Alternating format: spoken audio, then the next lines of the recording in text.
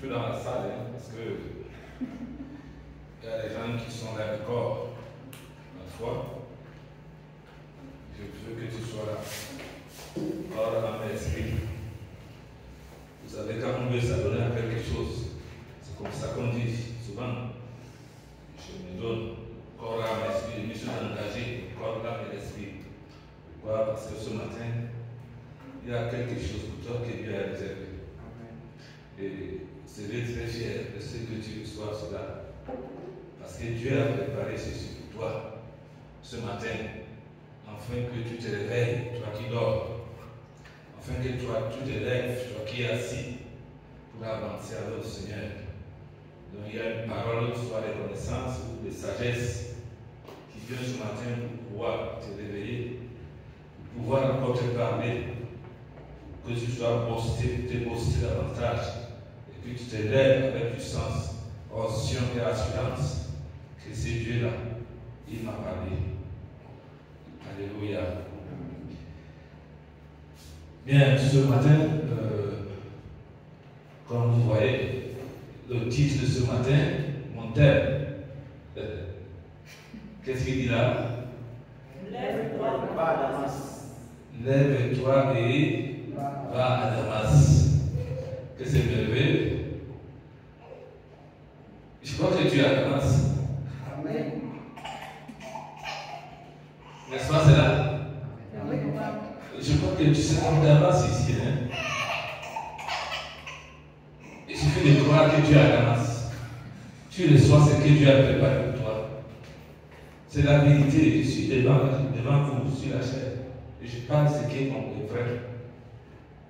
C'est ton Damas ici. Et comme tu le vois là, lève-toi, va à Damas. Il faut que tu entres cette terre aussi pour être à Damas. Alléluia. Nous allons donc faire notre première lecture.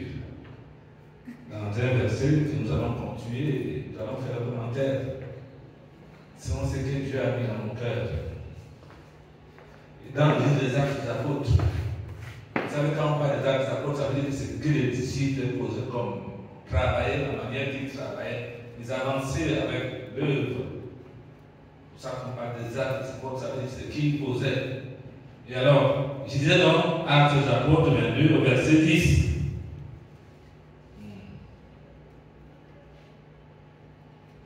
Nous pouvons nous lever, s'il vous plaît.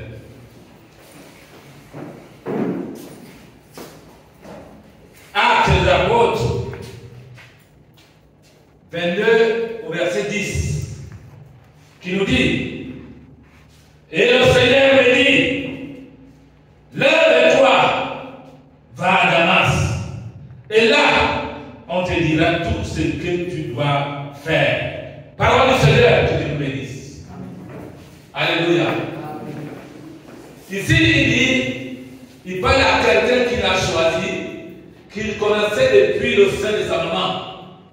Et que cet homme avait un dessein aussi. Mais arrivé sur terre, c'est vrai, le travail qu'il faisait, il a eu la gloire. Et la Bible dit que la gloire n'est pas aussi mauvaise que ça. Mais quelque chose lui manquait. Alléluia.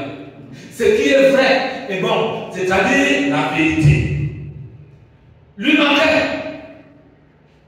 Vous savez, quand il dit, lève-toi et va à Damas. Et là, on te dira tout ce que tu dois faire. Est-ce qu'il savait ce qu'on devait lui dire? Est-ce qu'il savait ce qu'il devait faire? Sinon, je voudrais vous rappeler que la foi, c'est quelque chose de terrible. Je disais l'autre jour que la foi n'a pas de sens. Lorsque nous regardons le père de la foi, Abraham, lorsque Dieu lui a ordonné de quitter son pays et d'aller là où il va nous montrer, Abraham ne connaissait pas là où il allait. Mais il s'est levé parce que la foi n'a pas de sens. Sinon, il pouvait demander, là où tu m'envoies, c'est pour faire quoi? Il y a quoi là-bas? Mais la foi n'a pas de sens. La foi, c'est quelque chose qui écoute la voix de Dieu. Obéir à la voix de Dieu, avance.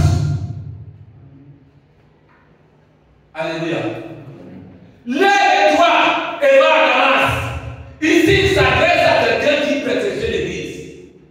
À un moment, c'est Jésus qui parle. Lève-toi et va à Damas. Là, on te dira tout ce que tu dois faire. Mais Damas, c'est un lieu. C'est un lieu là où Dieu a préparé pour quelqu'un comme toi. Là où il devait retrouver ce qu'on appelle l'ouverture des yeux. Ton avance peut être aussi comme le pareil. Parce que lorsque nous avons peu les disciples qui partaient sur la route de Damas, il y avait une bénédiction qu'ils ont trouvé que c'était un lieu où ils pouvaient ouvrir leurs yeux. Que Dieu, le Seigneur, pouvait ouvrir leurs yeux. Donc quand nous parlons de Damas, vous savez, quand on donne souvent le nom à quelqu'un, il doit ressembler à la personne à parfois, n'est-ce pas, c'est là. N'est-ce pas? Mais aujourd'hui, nous sommes où? À Damas. Cette Damas, c'est pour toi, frère. Dieu il va à Damas. Là, à Damas, on te dira ce que tu dois faire. Et Dieu a disposé dans cette assemblée, frère. Lors de la dédicace de cette assemblée, si vous avez les yeux ouverts, il a disposé de bonnes choses pour chacun. Alléluia. Il a disposé un apôtre. Il a disposé un docteur. Il a disposé un pasteur. Tout ça là, c'est pour tes enseignements. C'est pour l'éducation du corps de Christ ou à qui tu appartiens. Frère, il faut voir loin. Quand Dieu fait quelque chose, observe, Seigneur, ça c'est comment? C'est pour qui? Si c'est pour toi, prends. Il y a des choses qui peuvent t'appartenir. Mais tu n'avances pas la main pour prendre. Alors que ça t'appartient. La foi est aveugle. Pourquoi nous voulons voir avant? La Bible dit heureux celui qui croit sans voir. C'est là. Et le juste doit vivre. Le juste vivra par la foi. Et la foi est aveugle. Lorsque nous disons, il dit lève-toi, va à Damas. Et là, on te dira ce que tu dois faire. Mais Dieu avait déjà préparé, comme ici à Damas, c'est donc, il a déjà préparé quelqu'un, on l'appelle Ananias. Un homme qui craignait Dieu. Et c'est lui donc quand il est parti pour les partis. Ananias lui dit, mon frère, comme tu es venu là, il y a quelque chose pour toi. Alléluia. Qu'est-ce qu'il dit au verset 14 à 15? Il dit, le Dieu de nos pères t'a destiné à connaître sa volonté. Le Dieu de nos pères t'a destiné à connaître sa volonté. La première chose, il faut connaître la volonté de ton Père. La volonté de Dieu. Qu'est-ce qu'il veut pour toi? Qu'est-ce qu'il a disposé pour toi, frère? Ne soyons pas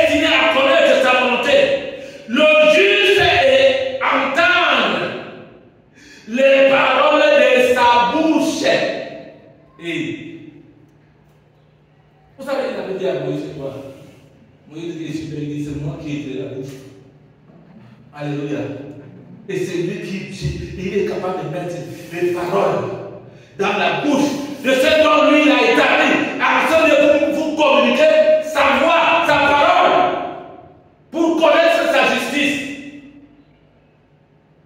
Le juste entendement, les paroles qui sortent de la bouche de l'Éternel. Si vous voulez que Dieu parle, ce ne serait pas cette parole. Si vous voulez entendre Dieu parler, ce ne serait pas cette parole. Dieu lui prononce des oracles. Alléluia. Il prononce des oracles. Mais sa parole, si tu veux l'entendre, c'est à travers de ses serviteurs qu'il a pris, il a établi pour vous conduire, pour vous diriger, pour vous enseigner, pour vous annoncer la bonne nouvelle, la parole vivante de Dieu. Celle que tu reçois la vie. Alléluia. Non, vous n'avez pas frère, ne cherchez pas de gauche à droite. C'est ce qu'il dit à Pierre, à Paul ici. Et il continue à lire. Il n'est pas resté calme. Il continue à lire à Paul. C'est un ami à ce que Dieu a disposé. Pour Paul, l'autre lui a dit, lève-toi et va à Damas. Alléluia. Que Dieu nous bénisse. Nous continuons à lire. Alléluia. Il dit, car tu lui serviras des témoins auprès de tous les hommes, des choses que tu as vues et entendues. Seigneur Jésus-Christ. Il dit que qui servira qui? C'est pas, c'est toi qui dois servir Dieu pour avoir témoignage des choses que tu as entendues. Si tu n'as pas entendu, comment tu rendras témoignage? Si tu n'es pas là, lorsqu'on enseigne, comment tu rendras témoignage? Lorsque tu n'écoutes pas les prédications, comment tu rendras témoignage? C'est en entendant qu'il y a quelque chose qui se passe dans ta vie. Parce que c'est parmi lorsque tu l'écoutes, elle te délivre. Des endroits qui étaient obscurs, là où tu ne comprenais pas, tu es libéré. Et c'est la vérité. Et là, il n'y a pas autre chose, il n'y a pas de puissance contre la vérité. Le Seigneur nous a laissé. Il n'y a que pour la vérité. Alléluia. Il car tu lui serviras de témoin auprès de tous les hommes, des choses que tu as vues et que tu as entendues. Ce que tu vois, ce que tu as vu, ce que tu as entendu, ce que tu entends. C'est de ça qu'il s'agit. C'est de ça. C'est ça, avec ça, que tu dois rendre quoi? Témoignage. C'est quand tu rends témoignage, ne vient pas de toi, frère. Vous savez, Jésus s'est appuyé sur cette parole. Il disait aux hommes que si c'est de moi-même que je rends témoignage, ça veut dire que mon témoignage est comment? Fort. Je rends témoignage de celui qui m'a envoyé. Alors, si c'est lui qui parle de son témoin, tu n'es pas entendu, tu n'es pas enseigné, tu n'as rien entendu, tu n'as rien vu, comment tu rendras témoignage? Il faut voir, il faut entendre et rendre des témoignages. Et lorsqu'on rend témoignage à ce moment-là, on a de l'assurance. On est plus flottant à tout vent des doctrines. On est rassuré qu'il suit sur la voie du Seigneur. Et c'est la parole de Dieu. Très puissant. Plus qu'un bateau qui brise le roc. Alléluia. Ça brise l'incrédulité. Ça brise le doute. Alléluia. Elle va pénétrer jusqu'à toucher l'esprit et l'âme. Séparer même. Alléluia. Voilà ce qu'il a dessiné pour Paul. Voilà ce que Paul a reçu lorsqu'il est allé où? À Damas. Et Ananias ne s'est pas arrêté la frère. Lorsque tu arrives à Damas, on ne s'arrête pas là. Alléluia. À Damas, on continue avec le Seigneur. Vous savez, Jésus disait ici le chemin de la vérité de la vie. Nous suivons Jésus. C'est le chemin là. Pendant que nous marchons, il a une cause. Alors, comme sur la route de Damas, nous causons avec lui. Parfois, nous ne savons pas. Mais lorsque tu as entendu sa parole, oh, ces disciples-là, lorsqu'ils ont entendu la parole de Jésus, jusqu'à ce que Jésus bénit même le bon morceau, le pain qui était là, il y a eu quoi? L'ouverture des yeux.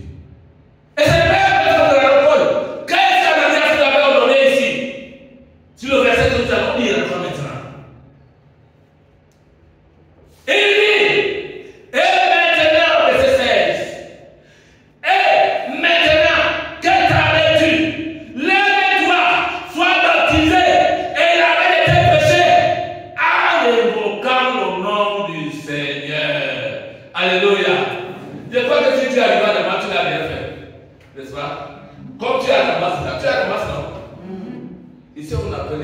Damas.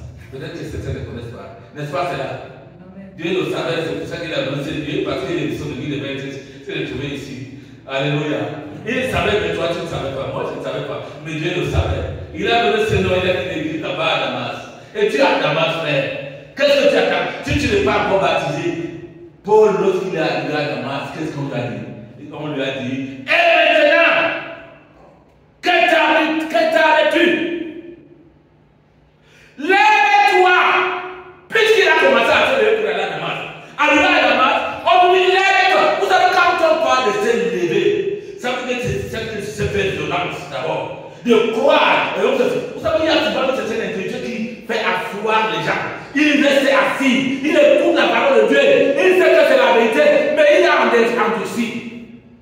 Il n'est pas endurci pour rien. La Bible dit que le Dieu de cette arbre est intelligent. Malgré que tu attends, mais le cœur est dur.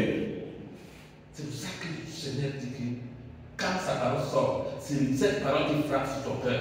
Boum, boum, ouvre le cœur, ouvre le cœur. Si tu arrêtes, tu ouvres, il avance.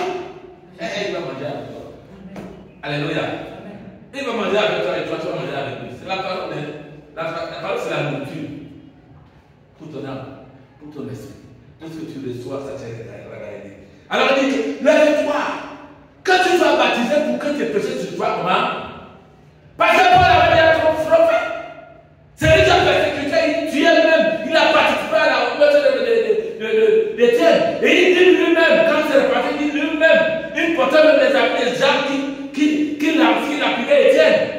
Il portait les amis. Et là, le Seigneur avait parlé pour connaissance lorsqu'il partait. Et alors, frère, écoutez ceci. Il dit donc, lève-toi et que tu sois comment? Baptisé, afin que tes péchés tu sois comment? Pardonné. C'est pour cette parole que nous parlons, frère. Elle s'adresse particulièrement à chacun de nous. Solitairement. Je dis solitairement. Ne regarde pas ton frère, ne regarde pas ta soeur. Cette parole s'adresse à toi. Il faut croire toujours que cette parole m'appartient. Dans la maison de Dieu, lorsque tu entends la parole, il faut d'abord voir que cette parole qui est sortie là, elle s'adresse à qui? À moi. Vous savez, il y a certaines personnes quand ils parlent ou bien sortent, d'autres croient que peut-être c'est parce qu'on connaît sa vie. Non. La parole de Dieu, c'est ça, frère. Lorsqu'elle sort, elle touche chacun. D'une manière ou d'une autre, elle te touche quelque part. Et ceux qui sont ramènent ce moyen, ils disent, oh, vraiment, la parole là que j'ai dit, vraiment, elle me concerne. J'ai compris. C'est des gens qui ont l'humilité. Alléluia. Ils reconnaissent. Parce que si tu n'as jamais reconnu, tu ne pourras jamais te repentir. Alléluia. Alléluia. Alors, le Seigneur est vraiment individuel. Nous voyons l'exemple le fils le neveu de Lot. N'est-ce pas? Pardon, le neveu d'Abraham s'appelait qui? Lot. Son exemple, je crois que tu as déjà mis là? Non, pas encore. Qu'est-ce qu'il dit? Ils étaient là où c'était mauvais. Là où le péché abondait. Il fallait donc le faire sortir parce que Dieu avait décidé de détruire ces lieux. C'est à moi là, parce que c'était même le ciel, tout et tout. Vous savez, quand il y a quelque chose de mauvais, le ciel signale, le ciel se signale. Ça signale le nom du ciel. Vous savez, c'est le ciel qui contrôle la terre. Hein? Vous connaissez ça, non? C'est le ciel qui contrôle la terre. Et quand c'est le ciel qui contrôle la terre, c'est là où tout vient. Le malheur peut venir du ciel. Le bonheur aussi peut venir du ciel. Mais vous pensez quand il a prié, c'était où? La pluie venait où? Du ciel. C'est arrêté. C'était le malheur. Et Dieu dit, j'envoie la pluie, mes bénédictions. Les bénédictions descendent du trône de grâce de l'Éternel. Il dit, cette parole que j'envoie, c'est une bénédiction pour toi. Si tu crois, elle ne pourra jamais me revenir sans qu'elle a accompli ce pourquoi elle est sortie de ma bouche. C'est ce que Dieu veut pour toi. Alors le temps là, nous devons sortir. C'est chacun qui doit se sauver lui-même. Et qu'est-ce que la Bible nous dit? Après avoir sorti, l'un d'eux dit, sauve-toi pour ta vie. Ne regarde pas derrière toi. Et ne t'arrête pas dans toute la plaine. Sauve-toi vers la montagne. Alléluia. Ici, cette parole nous dit clairement que lorsque tu es sorti de cet endroit-là, il monte. Alléluia. Il dit avance. Ne regarde plus comment derrière. C'est vrai. Le monde est beau. Tu tout ce que Dieu a donné mon nom. Tout ce que Dieu a donné. Et nous exhorte à comprendre les choses de l'esprit. Les choses qui sont là-bas, qui sont réservées. Parce que c'est ça qui domine les choses physiques. Il dit sauve-toi toi-même. Ne regarde plus derrière. Et nous savons la suite des choses quand ils sortent, non? Parmi eux. Qui a regardé derrière? Hein? Elle a regardé derrière, non? Et qu'est-ce qui s'est passé? Ça veut dire que c'est la plutôt, non? Elle est restée quoi? Statue de quoi? De sel. Le sel là, le viande là, tu peux manger, tu peux prendre ça, tu manges. Statue, tu trouves que c'est l'homme qui est ici. Debout comme ça, et c'est le sel seulement. Est-ce que c'est le sel que tu crois que c'est bon là? Non, c'est un mauvais sel. Tout était là. Personne ne peut être là. Alors, on comprend que le salut est individuel. Toi qui l'écoutes là, fais ce que Dieu te demande de faire. Lève-toi. Va à la masse. On te dira ce que tu dois faire. Tout ce que tu dois faire, on te le dit aujourd'hui là et maintenant. Alors tu t'écoutes, tu écoutes. Quelque chose de précieux, de merveilleux va se passer dans ta vie. Si tu gardes cela et puis continuer à te dire et à te rassurer dans un verset que nous allons lire pour te dire que ce que je t'ai dit là, est-ce que tu as vu? Est-ce que tu vois? Je t'ai dit. Est-ce que tu te rappelles de ce que je t'ai dit? Dans le livre de Jean 11, verset 40. Alléluia. Jean 11, 40 nous dit, ne t'ai pas dit, si tu crois, tu verras la gloire de Dieu. Qui a dit ça? C'est Jésus qui dit. Jésus enseignait. C'était un grand enseignant. Ne regardez pas tout ce qui se fait là, frère. Lorsqu'il fallait délivrer, lorsqu'il fallait guérir, il n'avait pas besoin, voire même les disciples, il n'avait pas besoin de gesticuler tellement, comme nous voyons aujourd'hui. Mais il savait que ces disciples avaient besoin de comment enseigner. Il fallait qu'il soit enseigné. Même quand il fallait lever, même si ta faute, il n'attendait pas que quelqu'un vienne pour prophétiser sur toi, pour dire que tu as tel esprit, tu as telle chose. Non, c'est pas ça, bien aimé. Ce n'est pas ça. Mais on vous entendez, il y a telle chose, il y a telle chose, il y a telle chose. Et les gens aiment ça. Frère, regardons ce que les apôtres, comment est-ce qu'ils ont travaillé, comment Jésus lui-même a travaillé. Quand il savait qu'il y a une manifestation de pour l'esprit, il disait, parfois, il ne permettait pas que l'esprit parle. Il ne permettait pas parfois que l'esprit parle.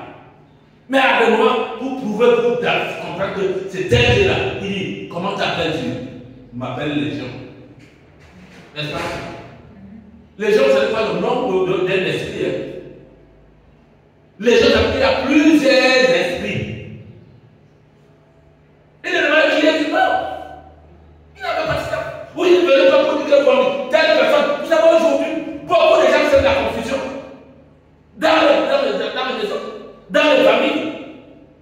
Pour dire que c'est ton père ou ta mère ou ta soeur, tout ça, qui te fait ça, non? Écoutez, il ne faut pas être le genre de ces chrétiens-là. Alléluia. Mais s'il faut m'offrir, entre toi et l'autre, c'est qui doit faire l'autre. Une fois que celui qui est en toi est plus grand que celui qui est dans. Tu crois à cette parole?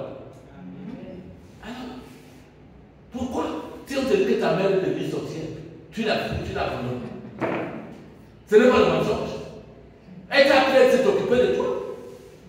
Soit même elle était pour dire il s'est occupé, ou bien tout à l'heure il s'est occupé. Tu lui es déjà bien, mais tu vas quelque part aller dire quelqu'un se lève qui prophétise toi, que chez toi il y a quelque chose. Mais il n'a pas détruit. Pourquoi tu es séparé de ta famille? La Bible dit que si tu te sépares de ta famille, tu es pire qu'un païen. Si tu ne peux pas t'occuper de ta famille, tu es pire qu'un païen. Va à la masse. Tu seras enseigné. Alléluia. Va à Damas, tu seras enseigné. C'est pour ça que Dieu a fait beaucoup de choses pour toi, frère.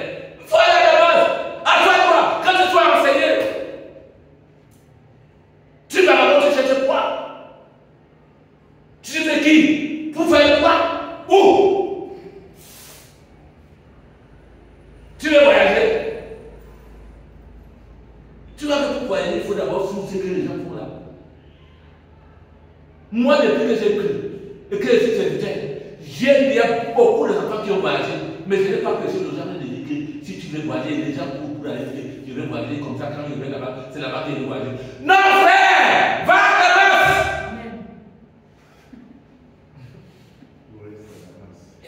Reste à Damas! Oui, je suis sérieux, frère! Reste à Damas! Ta place est là! Si tu vas aller là où il y a des troupeaux, comme on dit, des brebis, il n'y a aucun contrôle. Alléluia. Amen. Si tu as 500 brebis, toi, celui qui propose là, il peut suivre les 500. Il peut écouter les 500. C'est pour ça que les gens se font de l'argent pour voir qu'ils font de l'argent. Oui, ils savent ce qu'ils font. Mais je te dis, reste à Damas. Amen. Alléluia. Reste à Damas. Et je vais te dire, ne te pas dire, si tu crois, tu verras la gloire de Dieu. Alléluia. Frère, tu t'en pries même pas aussi. Qu'est-ce que tu en pries même? Hein? Et c'est la maladie, c'est la disette. Non, ça c'est pas ça. Sois sérieux seulement avec le Seigneur. Il te fera du bien. Il a préparé pour toi du bien. Ce n'est pas le mal qu'il a préparé pour toi. Ne te trompez pas. Même dans l'activité que tu veux faire, c'est Dieu qui bénit, frère. C'est Dieu qui bénit. Ne pas faire une activité et tu restes là-bas. Tu vois l'autre qui prospère là, peut-être tu dis pourquoi moi et moi. Et Dieu qui a marché selon le règne de Dieu. Alléluia. Tu as marché selon les règles de Dieu.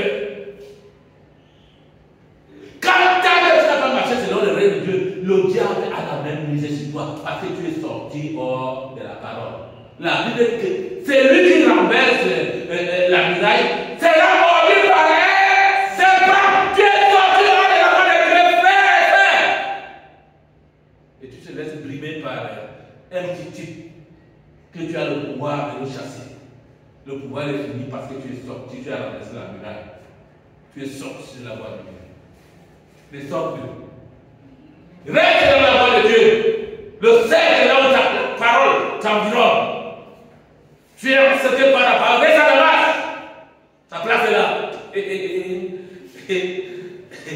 Frère, c'est la vérité. C'est la vérité. On peut dire une dernière lecture. Jean 12, 47. À 48.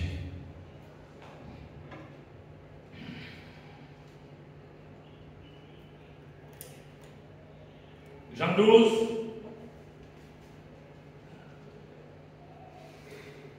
47 à 48 si tu veux. Non, 47, c'est bon. En disant à 48, comme je l'ai dit, qu'est-ce qu'il dit? Il dit, si quelqu'un entend mes paroles et ne les garde point, ce n'est pas moi qui le juge. Et Va à Damas et reste à Damas. Ce n'est pas Damas qui te juge. Ce n'est pas le pasteur qui te juge.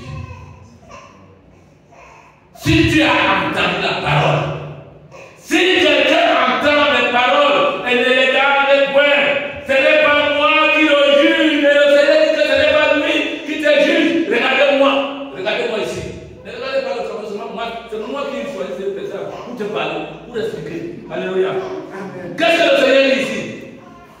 Toi, tu attends ce que te dit à Damas.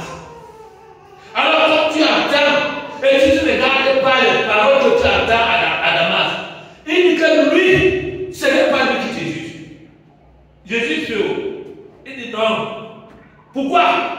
Lui-même quand il est venu, il a annoncé qu'il n'est pas venu juger le monde. Il n'est pas venu condamner le monde. Mais il est venu faire quoi?